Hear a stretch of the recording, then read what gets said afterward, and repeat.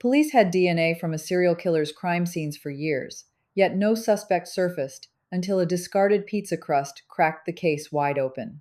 For more than 2 decades, Lonnie Franklin Jr., known as the Grim Sleeper, murdered at least 10 women and one teenage girl across south central Los Angeles. His nickname came from a 14-year gap between confirmed murders, from 1988 to 2002, a pause that baffled investigators and let him disappear into a city buried under violence.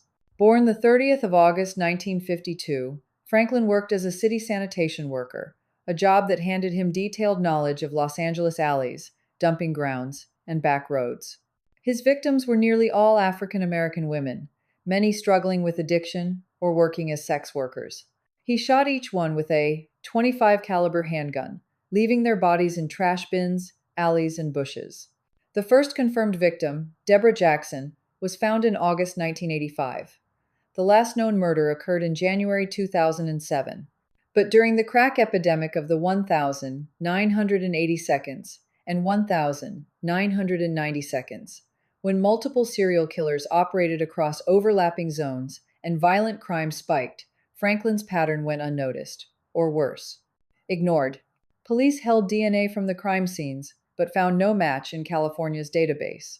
The case stayed frozen until 2008, when Franklin's son, Christopher, was convicted of a weapons charge and his DNA entered the system. Investigators ran a familial DNA search, a technique that looks for genetic similarities suggesting a parent or sibling, and the algorithm pointed them to Christopher's father. Lonnie Franklin became the suspect. Detectives launched surveillance. An undercover officer posed as a waiter at a restaurant Franklin frequented, collecting his dishes, glasses, and a discarded pizza crust. DNA from that crust matched saliva found on the victims. On the 7th of July 2010, Franklin was arrested and held without bail. At trial, the sole survivor, Anitra Washington, took the stand. On the 19th of November 1988, Franklin had shot her and thrown her from his car. She lived, and her testimony became the centerpiece of the prosecution's case. A search of Franklin's home uncovered over 1,000 photographs and hundreds of hours of video, mostly nude African American women, some appearing unconscious. Investigators suspected he had killed at least 25 women, but only 10 murders and one attempted murder went to trial. On the 5th of May 2016, a Los Angeles jury convicted Franklin on all counts. 3 months later, he was sentenced to death. He died in his cell at San Quentin on the 28th of March 2020, at age 67. No cause of death was ever released. The Grim Sleeper case is a reminder that vulnerable lives can be erased when no one is watching, and that breakthrough science can finally force justice into the light.